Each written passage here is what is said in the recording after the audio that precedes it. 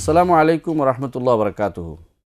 আলহামদুলিল্লাহ রবিল আলমিন ওসলাত ওসালাম আলা আশরাফিল আম্বিয়া আল মুরসালিন নবীনা মোহাম্মদ আলা আলিহি ও আসহাবি আজমাইন ওবাদ।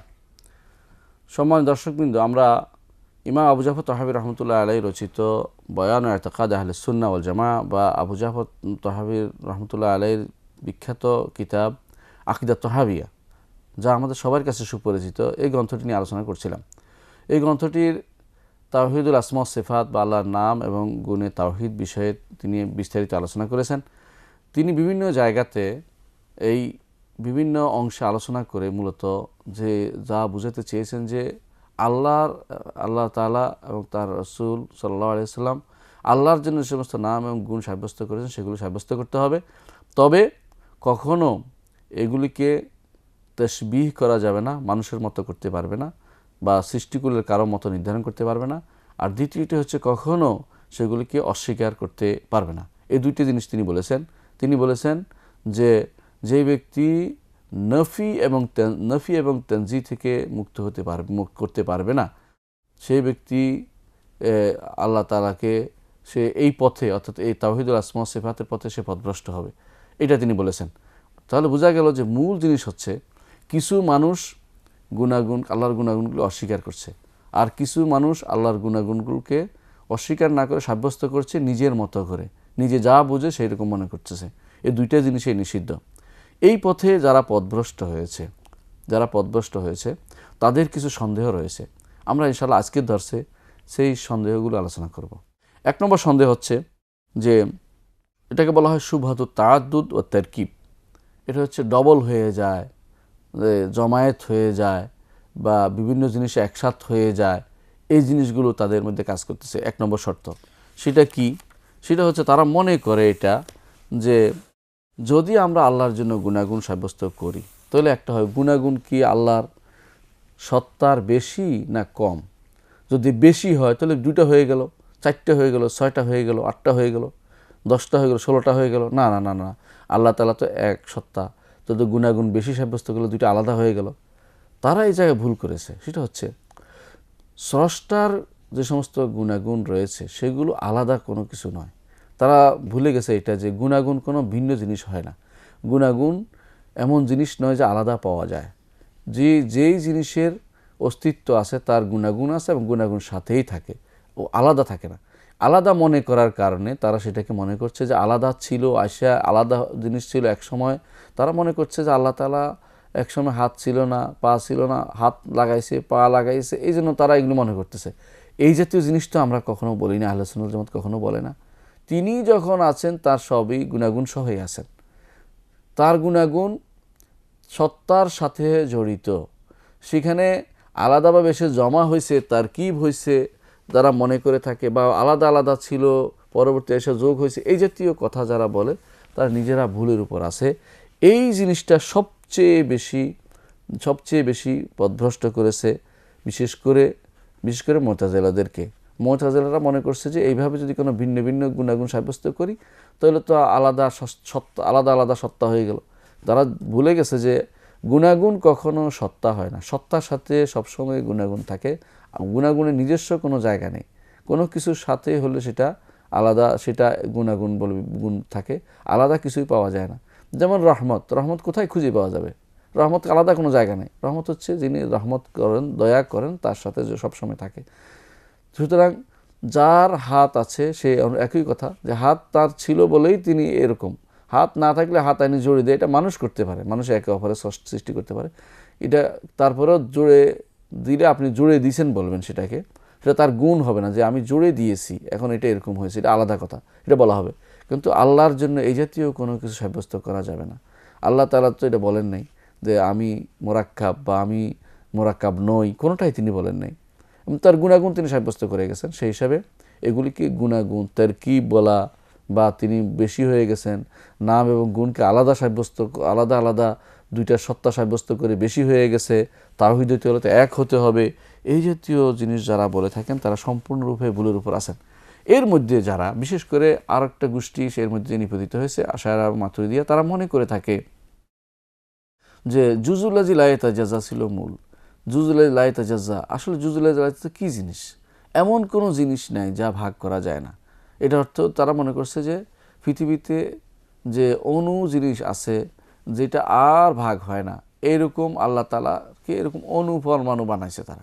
এরপরে গুণাগুণ সাব্যস্ত হইতে হইতে যেমনিভাবে একটি কাগজ 10টি কাগজ 15টি কাগজ লাগতে লাগতে একসময় বড় হয়, তারা এরকম কিছু ধারণা করছে আল্লাহ সম্পর্কে। নাউযুবিল্লাহ, মা কাদারুল্লাহ হাক্কা কাদরি, আল্লাহকে তারা এই জাতীয় জিনিস ধারণ করতে পারে না। আল্লাহ তাআলা সৃষ্ট জিনিসের উপরে স্রষ্টাকে তারা কিয়াস করেছে। এই জন্য তারা সবসময় তাদের গ্রন্থে দেখবেন যে বিরাট অংশ নিয়ে আলোচনা করেছে আল জুজউল্লাযী লা ইয়াতাজাজ্জা বা অণু পরমাণু নিয়ে, যেগুলির এখন অস্তিত্ব মানুষ বুঝতেছে। এখন বর্তমান আধুনিক যুগে মানুষ বুঝেছে যে আসলে এটা কিছুই নয়, এটা হলো শক্তি, অন্যদিকে চলে গেছে। অর্থাৎ এই অণুকে আরও ভাগ করা যায় এবং একসময় এটা শক্তিতে রূপান্তরিত, এবং সেটা শক্তি ঘুরে, এটা সবাই বলে শক্তির একটা দাওরান আছে, সেটা এইভাবে ঘুরতেছে। এই যে ঘোরার মাধ্যমে তৈরি হয়। এখন অণু পরমাণু বলতে আর অস্তিত্ব কিছু নেই। তাহলে তারা যেটা তৈরি করেছিল এটা এখন ভেনিশ হয়ে গেছে, যার উপরে তাদের সমস্ত থিওরি নির্ধারণ করেছিল। সেই জুজউল্লাযী লা ইয়াতাজাজ্জা থিওরি বা জাওহারুল ফারদা থিওরি, এই থিওরি সম্পূর্ণরূপে ভেনিশ হয়ে গেছে। কারণ এখন বর্তমান বিজ্ঞান বলে যে এটার কোনো অস্তিত্বই নেই, এই জাতীয় জিনিসের কিছুই ছিল না কোনো দিনই।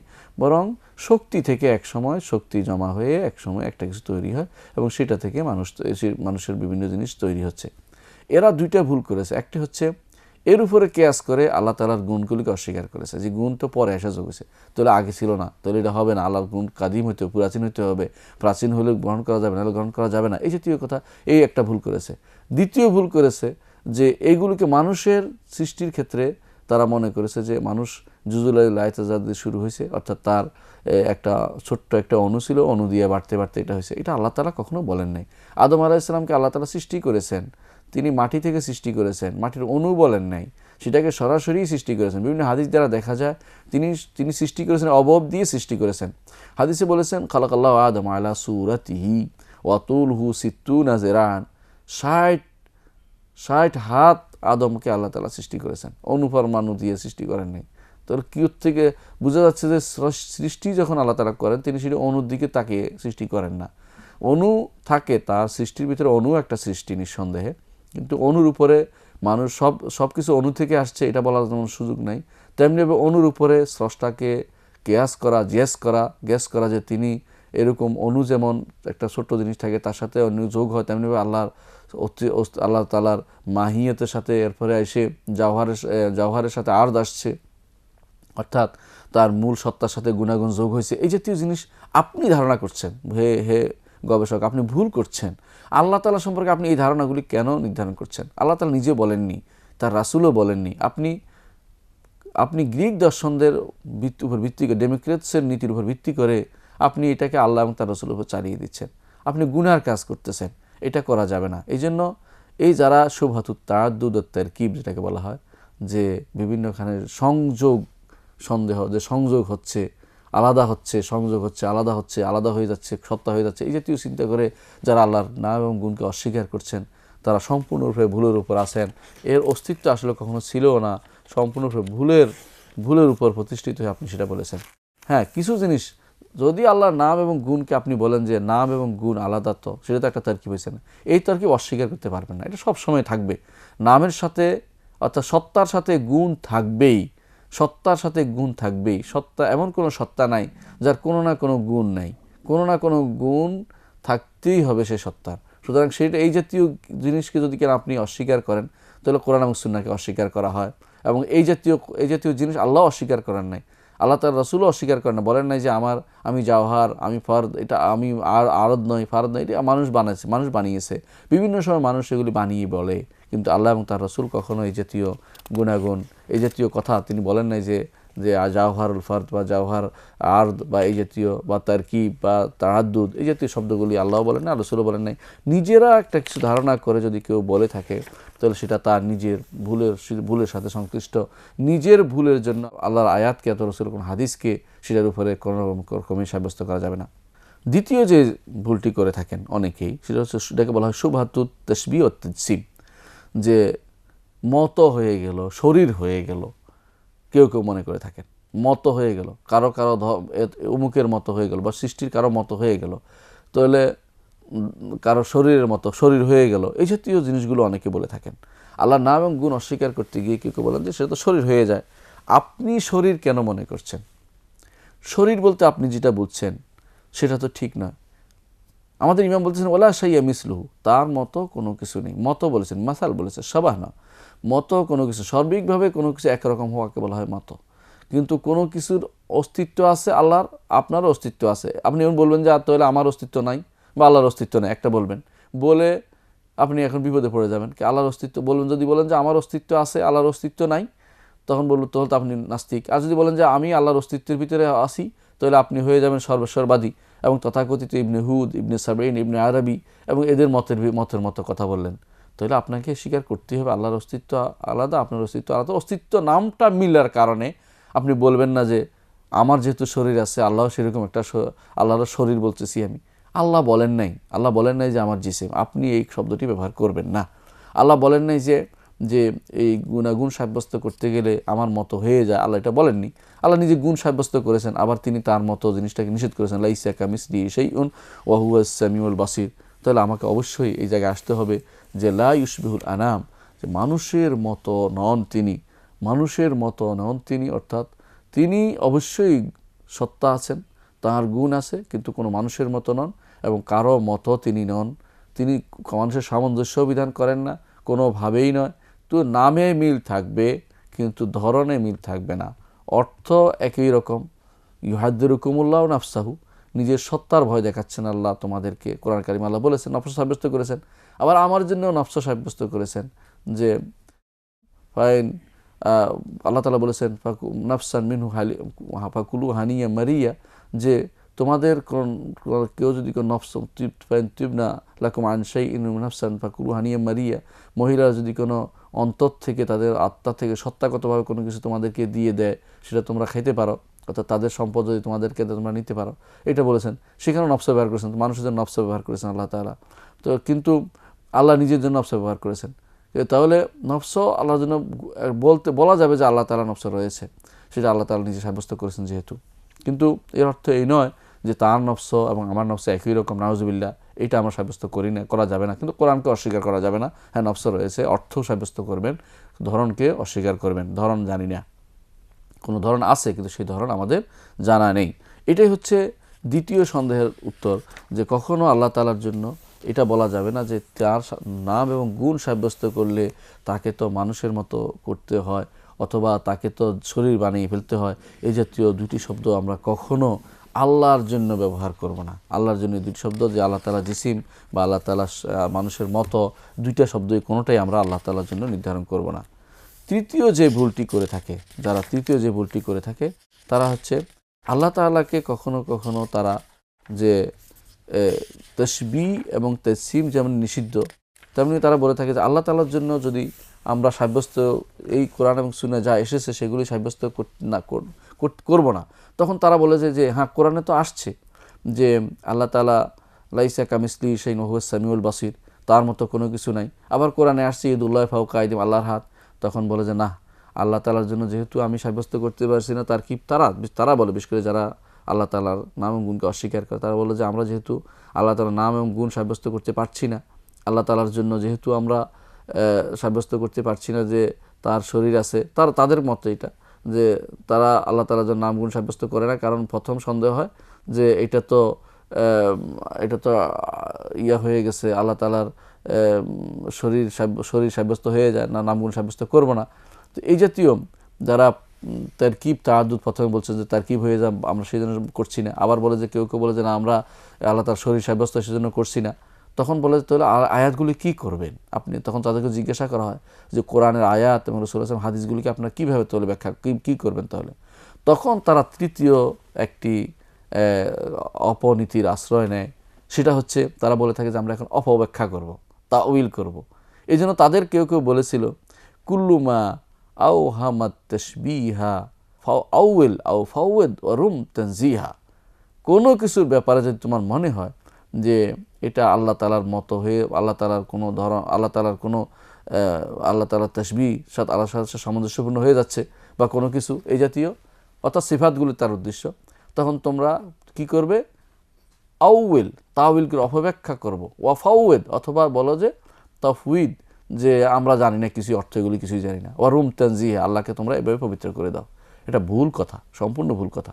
কারণ কোরআন এবং সুন্নায় যা এসেছে তা কখনো, কোরআন এবং সুন্নায় যা এসেছে তা কখনো সেখানে আসবে না, যেটা আমরা ওরা যেটা বলেছে যে কুলুম তসবিহ, সেটা আসবে না। কোরআন এবং সুন্নাহ যা আসে তা কখনো তাসবিহ হবে না, তাসবিহ করা যাবে না। এটাকে বলতে হবে যে না, এইভাবে আসছে এটা তাসবিহ নয়, কারণ এটা সাব্যস্ত করছে আল্লাহ তাআলা, আমি তাসবিহ বলবো না। সুতরাং তাসবিহ সাব্যস্ত না করলে আপনার সেখানে প্রশ্ন আসবে না অপব্যাখ্যা করার, সেখানে প্রশ্ন আসবে না যে আমি এটাকে ছেড়ে বলে দিব যে এটা আল্লাহ, যেটা উদ্দেশ্য আল্লাহ সেটাই আমি জানি না কিছুই। অর্থাৎ মূর্খ সাজবো না, না অজানা সাজবো না। কোরআন হাদিসের জিনিসগুলোকে আমরা অর্থহীন করে রাখবো না এবং বলবো না যে, এবং এটা বলবো না যে এগুলি নাজিল হয়েছে, আমাদের এগুলিতে হেদায়েত নেই, কথা আমরা বলবো না। বরং এগুলিতে হেদায়েত রয়েছে, অর্থ জানি, এগুলি শুধু ধরন জানি না, কিন্তু এগুলো অর্থ জানি। এগুলি অপব্যাখ্যা করব না, এগুলি নিয়ে তাফউইদ করব না। তাফউইদ যেটাকে বলা হয় যে ধরন তাফউইদ করা যাবে, কিন্তু মূল অর্থকে তাফউইদ করা যাবে না। অর্থ অবশ্যই সাব্যস্ত করতে হবে এবং এটা আমরা অবশ্যই বিশ্বাস করি যে আল্লাহ তাআলা যা তার জন্য সাব্যস্ত করেছেন সেগুলিতে কখনো নেই, কোনো রকমের তাসবিহ নেই। এই তাসবিহ জিনিসটা ভুল অর্থে আনা হয়েছে, সেটা আমরা সবসময় বলে যাব।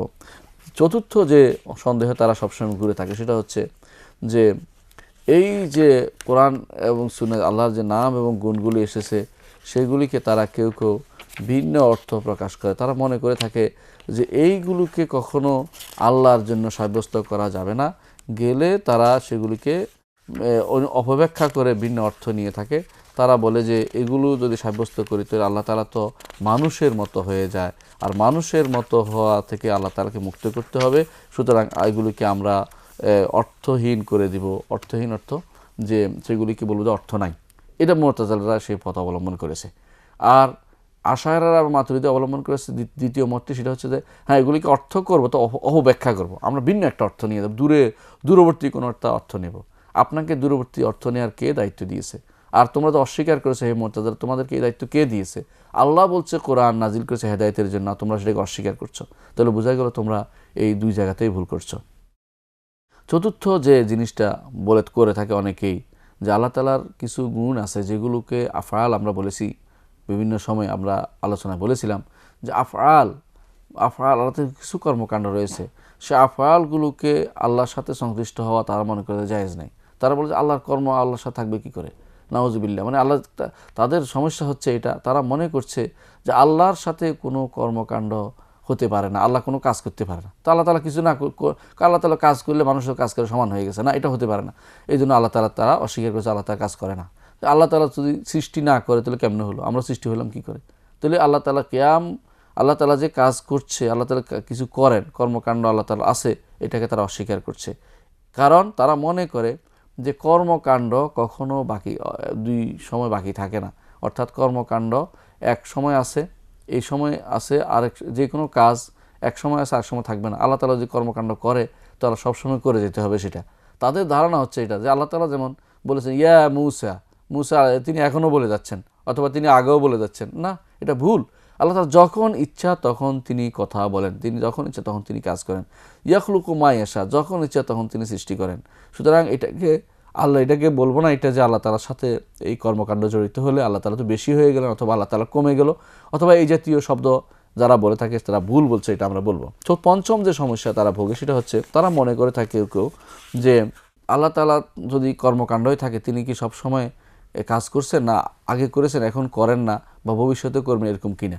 এই জাতীয় ভুলটা তাদের মধ্যে, এটাকে বলা হয় যে হাওয়াদিস লা আউয়ালা লাহা, তারা বলে থাকে সেটা, যে আল্লাহ তাআলার আফআলগুলোর আগে কিছু ছিল না, পরে তিনি যে সমস্ত কাজ করেছেন এমন এক সময় সেটা ছিল যখন সেটা ছিল না, পরে তিনি করেছেন। এটা একটা এই মাসালাতে মানুষ তিন ভাগে বিভক্ত। একদল মনে করে যে আল্লাহ তাআলা তিনি